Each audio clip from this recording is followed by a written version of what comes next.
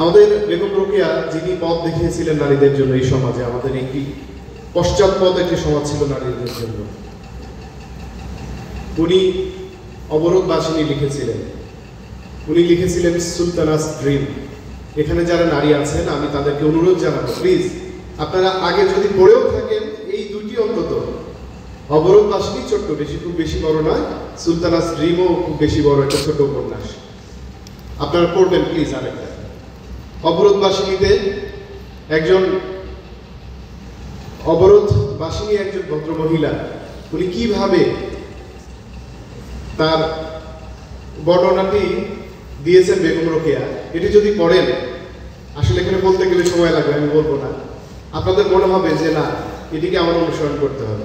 ক্ষমতায়নের জন্য ওনার যে অগ্রণী ভূমিকা, এটা সারা পৃথিবীর ইতিহাসে বিরল একজন ক্যারেক্টার। উনি দীর্ঘ এই 52 বছরের জীবনে অনেকগুলো উপন্যাস লিখছেন যেগুলা এখন পর্যন্ত সমাদৃত এবং সর্ব বিষয়ে প্রশংসিত। শিক্ষার ক্ষেত্রে উনি সবাই জানা আছে, ওনার কিন্তু ওনার হাজব্যান্ডের নামে স্কুলটা করছিলেন, Sakhawat memorial girls high school. উনি কিন্তু চাইলেই সাখাওয়াত মেমোরিয়াল স্কুল করতেন। জাস্ট আমরা তো চোখটা বন্ধ করে যদি 10 সেকেন্ডে চিন্তা করি যে 1909 সাল আর আজকে হচ্ছে 2025 সাল, 1909 জীবনের সব আয়োজন এখানে একসাথে। সালে কিন্তু উনি মেয়েদের জন্য স্কুল প্রতিষ্ঠা করছেন। তার মানে আজ থেকে 114 বছর আগে কিংবা 116 বছর আগে উনি কিন্তু এই স্কুলটা প্রতিষ্ঠা করছিলেন মেয়েদের শিক্ষায় ভূমিকা রাখার জন্য। আজকে যে নারী বেগম রোকেয়া দিবস, বেগম রোকেয়া দিবসের প্রতিপাদ্য হচ্ছে আমি রোকেয়া।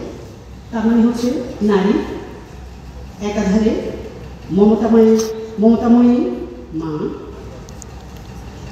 এবং নারী জাগরণের অগ্রদূত, সামাজিক কর্মে সফল এবং অর্থনৈতিকভাবে সফল। যদি এভাবে শিক্ষকদেরকে জয়িতা হিসেবে বা বিভিন্ন জায়গায় সুযোগ দেওয়া হয়, তাহলে হয়তো শিক্ষকদের ভিতরে কাজ করার আরো বেশি স্পৃহা বাড়বে। বেগম রোকেয়া সাখাওয়াত হোসেন আমাদের কাছে নারী প্রতীকী। তিনি মহিষী হয়ে আমাদেরকে দেখিয়ে দিয়েছেন, আমরাও পারবো মহিষী হতে।